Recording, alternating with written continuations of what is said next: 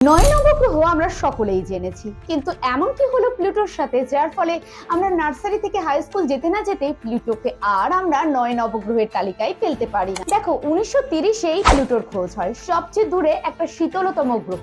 বিজ্ঞানীরা শুরুর দিকে মনে করেছিল না জানি প্লুটো কি না কি, কিন্তু যখন এই টেকনোলজি উন্নত হতে শুরু করলো, তারা দেখলো প্লুটোর মতো হাজার হাজার গ্রহ ইউনিভার্সে ভরে ভরে আছে।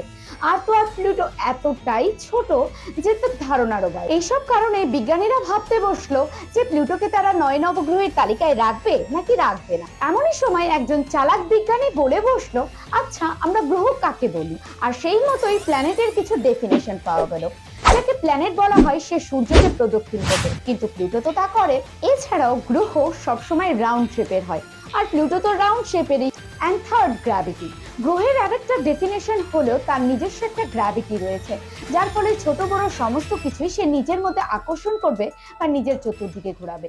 আর এখানেই প্লুটো ফেল হয়ে যায়।